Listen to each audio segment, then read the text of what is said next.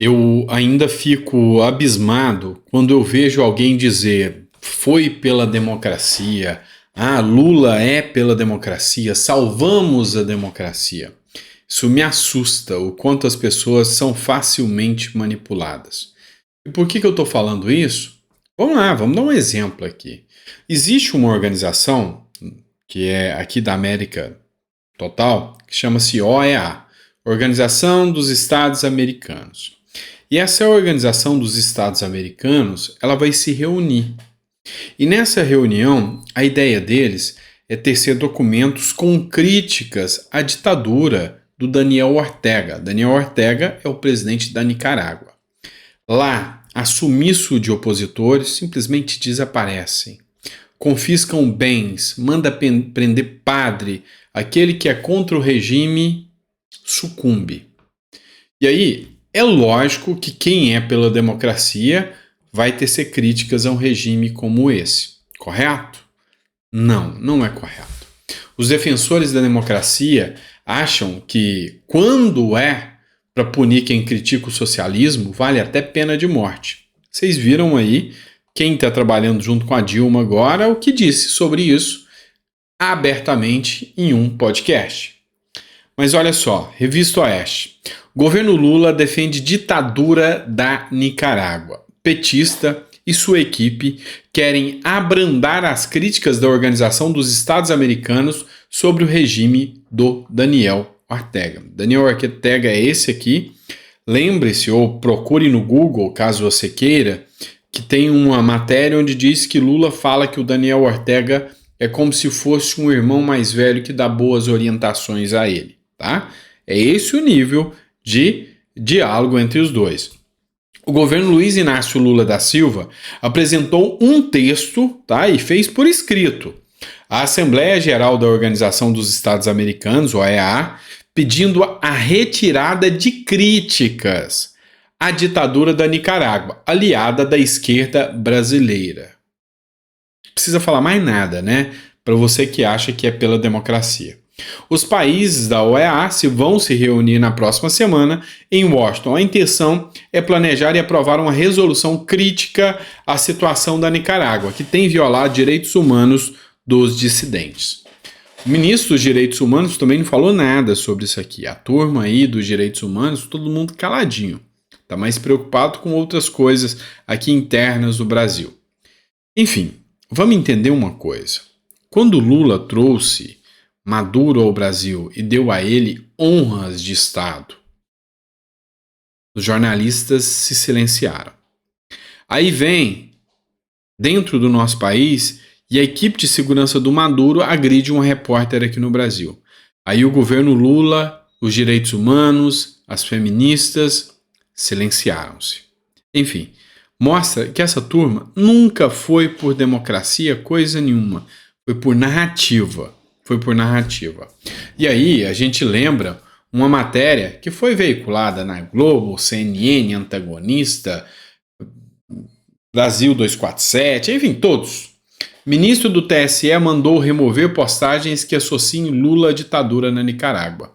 Eu acho que esses mesmos ministros, ou ministros do STF, deveriam mandar o governo retirar essa carta que ele mandou à OEA pedindo para não ter críticas à ditadura da Nicarágua.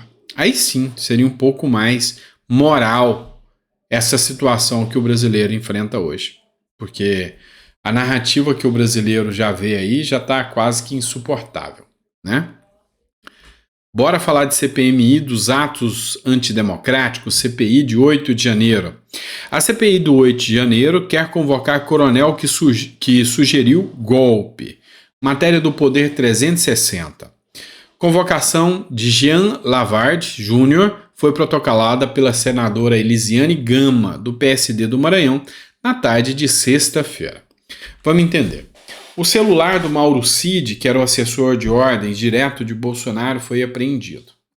Havia uma suposta minuta, um roteiro do que eles chamam de golpe, que não confirmava as eleições como elas foram, não confirmava, e que havia previsão de caçar Alexandre de Moraes, de instituir o estado de sítio, caçar o STF como um todo. E isso aí chegou a ser discutido do Mauro Cid com o Jean Lavarde Júnior. Só que uma coisa precisa ser dita: não tem qualquer vínculo com o Bolsonaro, tá? Não tem. O próprio Poder 360, a matéria fala que não tem nada disso. E aí, a senadora Elisiane Gama, depois de saber dessas informações, falou que vai convocar o coronel Jean para poder participar da CPMI. E dessa vez, não é um convite, é uma convocação, ou seja, ele vai ser convocado. Só que ela precisa primeiro protocolar o pedido, e isso tem que ser votado dentro da CPMI por maioria simples para que ele seja convocado. Então, é importante que a gente analise aqui como que vai estar a convocação. Provavelmente vai ser apresentado esse requerimento na mesa, né? Ela já protocolou, mas provavelmente na próxima semana já chega na mesa, e quem define ou decide a data dessa votação será o presidente Arthur Maia. Bora de mais uma matéria também do Poder 360, tá? Randolfo Rodrigues e Renan Calheiros dizem que vão ao Conselho de Ética contra Marcos Duval. Lembrando que o PT, através de um deputado, já pediu também que Marcos Duval seja retirado da CPMI de 8 de janeiro. Entretanto, cumpre lembrar aqui que quem tem a capacidade de retirar da CPMI é o presidente, o Arthur Maia. Eles tentaram fazer a mesma coisa com o André Fernandes e não conseguiram. Não conseguiram tirar o André Fernandes. Vamos ver se eles vão conseguir tirar o Marcos Duval. Mas o intuito aqui deles é diretamente tirar o Marcos Duval. Senadores afirmam que colega defende golpe de Estado e ataca a democracia. Marcos Duval foi alvo de operação da Polícia Federal. Ah, gente, essa história de golpe deles, para a turma do PT, para a turma da esquerda, tudo é golpe, né? Tudo é golpe. Então, sabe, é uma narrativa muito grotesca. Que seja apurado, tá? Se Marcos Duval tem alguma coisa a temer, que alguma coisa a esconder, que seja apurado.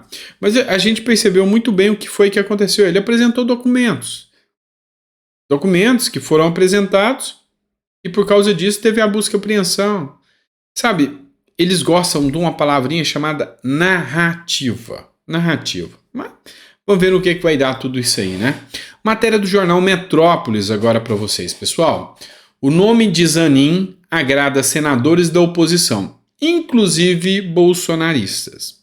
Cristiano Zanin segue no beijamão com senadores e busca quebrar a resistência de senadores bolsonaristas e conservadores à sua indicação. E aí, alguns nomes, como por exemplo a Damares Alves, já mudou de ideia e falou que achou o Zanin uma pessoa muito interessante que resolve dar apoio.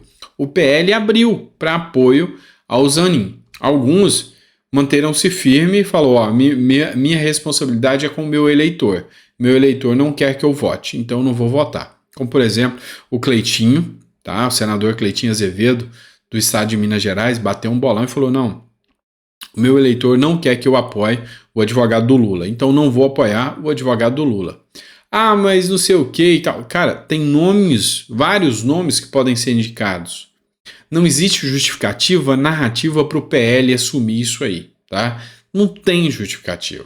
O PL está fazendo mais do mesmo. Sabe que vai perder, né? Não tem força para barrar Zanin e depois Zanin vai estar perseguindo eles. Essa é a grande questão. Mas tentar justificar que isso é uma coisa boa, aí já é deturpar a realidade em relação àquelas pessoas que deram credibilidade ao PL e votaram no Partido Liberal. Aí já não dá, né? E é isso, pessoal. Obrigado por ter ficado até o final. Sempre um prazer aqui com vocês. Às 9 horas a gente está de volta com mais um editorial nesse domingão abençoado, tá bom? Grande abraço, fica com Deus e até o próximo vídeo.